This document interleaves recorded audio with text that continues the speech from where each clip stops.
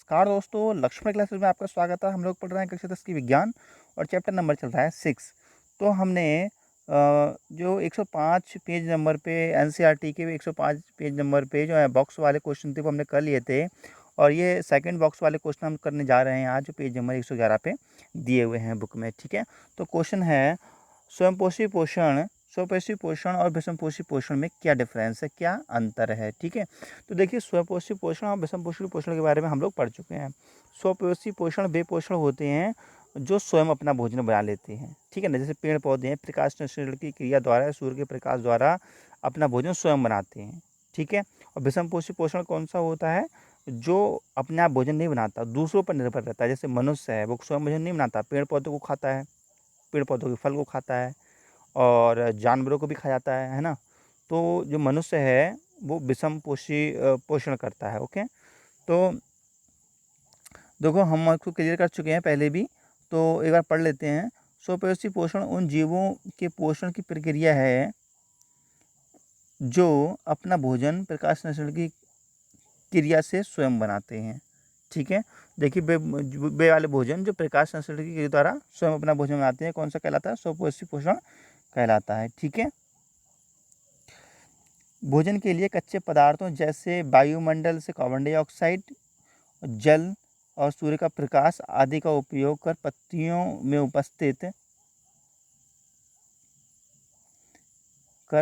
उपस्थित क्लोरोफिल की सहायता से भोजन बनाते हैं। ठीक है,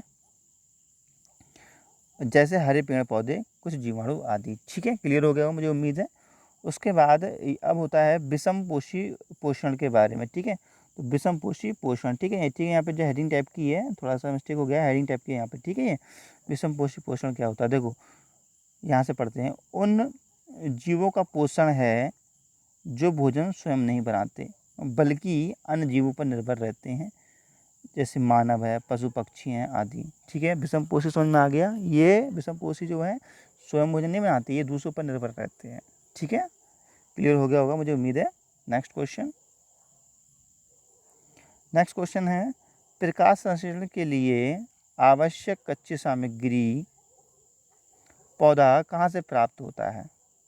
ठीक है, देखो, प्रकाश संश्लेषण के लिए आवश्यक कच्ची सामग्री पौधा कहाँ से प्राप्त करता है। सॉरी, गलत क्वेश्चन पढ़ दिया था।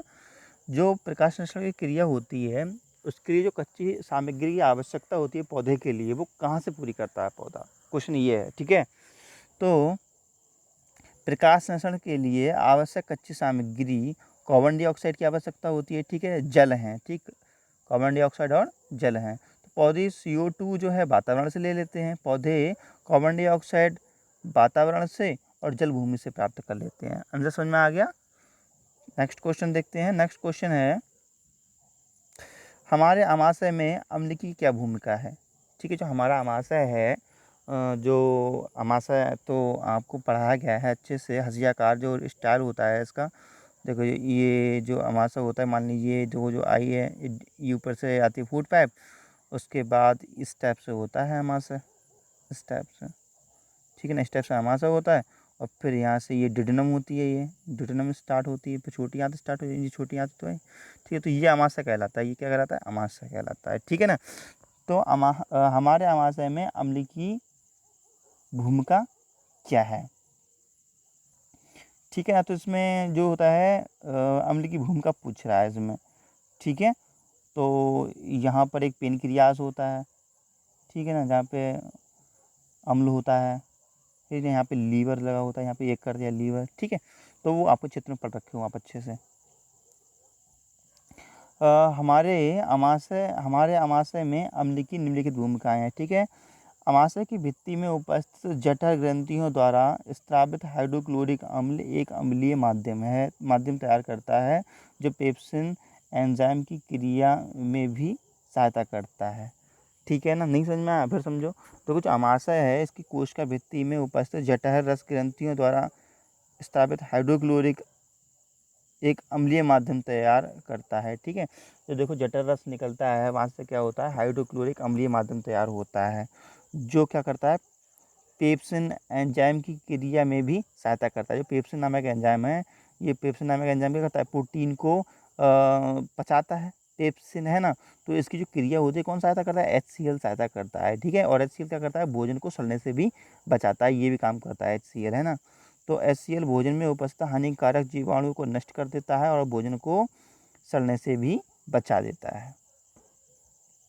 नेक्स्ट क्वेश्चन, पाचक एंजाइमों का क्या कार्य है ना। पाचक एंजाइम पाचक रसों में उपस्थित होते हैं। कह रहा है क्वेश्चन, पाचक एंजाइम क्या होते हैं, तो पाचक एंजाइम, आंसर है पाचक एंजाइम पाचक रसों में उपस्थित होते हैं।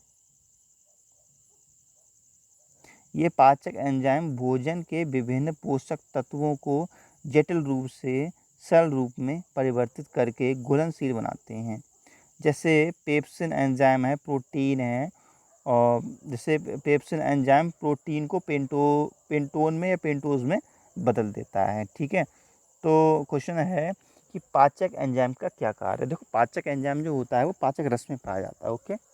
जो पाचक रस में पाया जाता है, और पाचक एंजाइम का क्या काम होता है, जो जटिल कार्बनिक यौगिक हैं उनको सरल कार्बनिक यौगिकों में ये तोड़ देता है। कौन, पाचक एंजाइम। और सरल कार्बनिक यौगिकों में तोड़ करके इसको एक रस की फॉर्म में या फिर एक मतलब इसको एक तरल पदार्थ के फॉर्म में ये चेंज कर देता है, ठीक है ना। तो लिखा है ये पाचक एंजाइम भोजन में विभिन्न पोषक तत्वों को जटिल रूप से सरल रूप में परिवर्तित करके घुलनशील बनाते हैं, ठीक है। जैसे पेप्सिन एंजाइम जो है ये प्रोटीन को पेंटोन में या पेंटोज में बदल देता है, ठीक है ना। समझ में आ गया कि एंजाइम का क्या काम होता है। नेक्स्ट क्वेश्चन, नेक्स्ट क्वेश्चन देखिएगा, पचे हुए भोजन को अवशोषित करने, ठीक है ना, पचे हुए भोजन को अवशोषित करने के लिए जिज्नम को कैसे अभिकल्पित किया जाता है, ठीक है ना। कहने का मतलब ये है कि जो पचा हुआ भोजन है, जो पचे हुए भोजन को जो मान लीजिए जैसे कि जो गृहिणी होती है, ठीक है ना, जैसे कि देखो ये तो होता है अमाशय, ठीक है, जो ऊपर से फूड पाइप आता है ये, तो यहाँ से ये स्टार्ट हो जाता है अमाशय, ठीक, यहाँ से गृहिणी होती है, ओके, गृहिणी होती है, फिर ये चलती है, ठीक है, और फिर यहाँ से बड़ी आंत स्टार्ट हो जाती है इस टाइप से, है ना, और फिर यहाँ से ये छोटी आंत स्टार्ट हो जाती है, छोटी आंत ये, ठीक है। तो इसको बोलते हैं जिजुनम, क्या बोलते हैं, जिजुनम, ठीक है ना, जिजुनम बोलते हैं या छिद्रांत बोलते हैं। तो कह रहे हैं कि ये जिज्नम किस प्रकार से काम करता है, पचे हुए भोजन को अवशोषित करने के लिए जिज्नम को कैसे कल्पित किया गया है, मतलब इसका क्या काम है, इसको कैसे कल्पित किया गया है भोजन को अवशोषित करने के लिए, ठीक है। तो इसके बारे में हमारे क्वेश्चन करना है, मतलब क्वेश्चन को समझना है। मैं आपको बता दूं, देखो ये जिज्नम जो होता है, ठीक है, ये जिज्नम, देखो यहाँ पे क्या होता है, देखो यहाँ पे भोजन का क्या होता है, पाचन होता है, क्या होता है, पाचन होता है। भोजन का पाचन तो हो गया, अब जिज्नम में क्या होता है, इसका अवशोषण होता है। तो अवशोषण जो होता है, अवशोषण कैसे होता है वो हमारे लिए इसमें कुछ पढ़ना है, सीखना है इस क्वेश्चन में, ठीक है। तो मैं थोड़ा सा डिस्कस करता हूँ, देखो बात सुनो अच्छे से समझें क्वेश्चन को, थोड़ा टिपिकल है आपके लिए। देखो जो जिज्नम है उसकी पाइप जो ऐसी है, इसकी पाइप में थोड़ा मोटा करके बना देता हूँ। देखो इसका जो पाइप है वो मान लीजिए ये है, ठीक है ना। तो ये जो पाइप है ये, तो मैं इसको देखूँ अगर ध्यान से, तो इस पाइप को देखो जरा, इस पाइप के अंदर इस उंगली जैसी संरचनाएं होती हैं इस पाइप के अंदर, इस टाइप से, ठीक है। किसका पाइप है ये, कौन सा पाइप है ये छोटी आंत का पाइप है जिसका नाम है जिजुनम, जिसका क्या नाम है, जिजुनम। तो इसी उंगली जैसी संरचनाएं होती हैं जिनको हम कहते हैं बिलाई, क्या बोलते हैं, बिलाई भी कहते हैं। और इसका और भी नाम होता है, बिलाई के अलावा एक और नाम होता है इसका, ठीक है, रसांकुर कहते हैं, रसांकुर, क्या कहते हैं, रसांकुर, दूसरा नाम होता है इसका रसांकुर। समझ में आ गया। तो जो छोटी आंत है उसके अंदर जो जिज्नम पार्ट होता है, कौन सा, जिज्नम, जो जिज्नम पार्ट होता है उसके अंदर क्या होते हैं, भिलाई होते हैं ये। अब जो भिलाई जो होते हैं, मैं थोड़ा सही से समझा देता हूँ। देखो ये हो गया आपका छोटी आंत का जिज्नम पार्ट, ठीक है, इसके अंदर ये क्या है, ये भिलाई हैं, ठीक है, ये भिलाई होते हैं, ठीक है। अब मान लीजिए इसमें भोजन जाता है, पचा हुआ भोजन, क्या जाता है, पचा हुआ भोजन, पचा हुआ भोजन इसके अंदर जाता है। जब पचा हुआ भोजन इसके अंदर जाता है तो होता क्या है कि भिलाई की ये खासियत होती है, ये रसांकुर होते हैं, रसांकुर की ये खासियत होती है कि ये जो पोषक तत्व होते हैं इनको ये अवशोषित कर लेती हैं, पोषक तत्वों को ये भिलाई क्या कर लेती हैं, अवशोषित कर लेती हैं। भोजन जब जाएगा यहाँ पर, ठीक है ना, तो ये वाला पार्ट भी अवशोषित करेगा, ये वाला पार्ट भी, फिर ये वाला पार्ट भी, ये वाला पार्ट भी, ये वाला पार्ट भी, ये वाला पार्ट भी। तो ऐसे ही ये भोजन को अवशोषित कर लेती हैं और इनके पास ऐसी कुछ रक्त वाहिनियाँ होती हैं, रुधिर वाहिनियाँ होती हैं, जैसे कि ये उस जो पोषक तत्व हैं उसको सीधे शरीर के और कोशिकाओं तक, खून से होते हुए और कोशिकाओं तक पहुंचा देती है, ठीक है ना, अवशोषित करके। तो ये भिलाई हैं, ये जो भिलाई जो दिख रही हैं, ये जो भिलाई दिख रही हैं, इनका क्या काम है, रसायनकुरों का क्या काम है, जो भोजन पचा हुआ आ रहा है उसके पोषक तत्वों को ये क्या कर लेती हैं, अवशोषित कर लेती हैं। ये भिलाई क्या करती हैं, पोषक तत्वों को अवशोषित कर लेती हैं। और ये जो भिलाई होती है ना, तो उसमें जब भोजन जाता है तो बिल्कुल मखमल जैसा लगता है, भोजन को बड़ा आरामदायक लगता है। तो भिलाई से गुजरता हुआ भोजन इस टाइप से जाता है और उसका अवशोषण होता जाता है। भोजन में जो पोषक तत्व हैं उसका अवशोषण हो जाता है, ठीक है ना।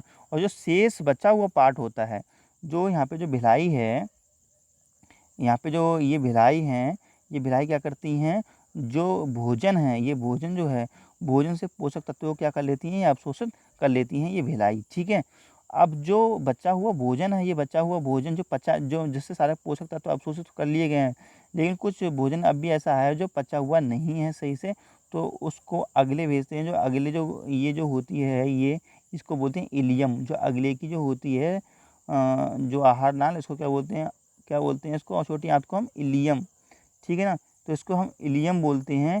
तो इसमें भी कुछ एंजाइम होते हैं जो कि इसको पूरी तरह पचा देते हैं, ठीक है। ये तो अगले की बात हुई, लेकिन हमारा क्वेश्चन ये कह रहा है कि ये जो है, ये जिजनम है, इसका क्या काम है। तो जिजनम का क्या काम है कि इसके अंदर रसांकुर होते हैं और रसांकुर क्या करते हैं, भोजन को अवशोषित कर लेते हैं, भोजन के पोषक तत्वों को अवशोषित कर लेते हैं, ठीक है। तो मैं आपको पढ़ के सुना देता हूँ इसी बात को, जब मुझे उम्मीद है कि समझ गए होंगे।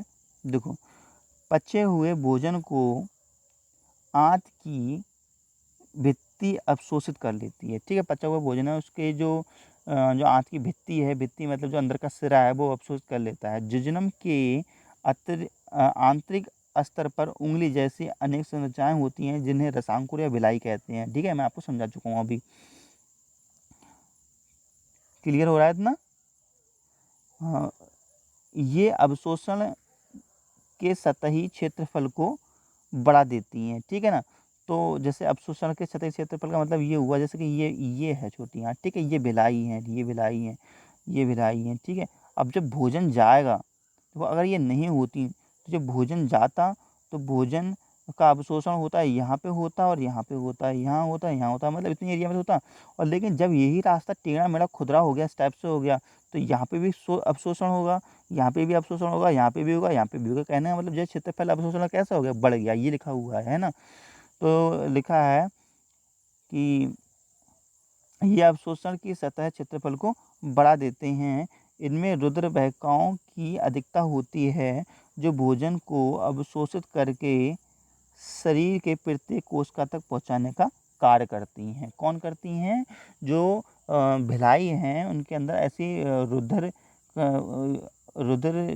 कणिकाएँ हैं या रुधिर वाहिनियाँ हैं, जो पोषक तत्वों को अवशोषित करके अंदर कोशिका तक या खून या अंदर तक पहुंचा देती हैं, ठीक है, कोशिका तक पहुंचाने का कार्य करती हैं। यहाँ इसका उपयोग ऊर्जा प्राप्त करने और नए निर्माण करने और पुराने ऊतकों की मरम्मत करने के लिए किया जाता है, ठीक है। तो क्वेश्चन का आंसर तो इतना ही हो गया, यहाँ तक जो है आपके क्वेश्चन का आंसर यहाँ तक हो गया है।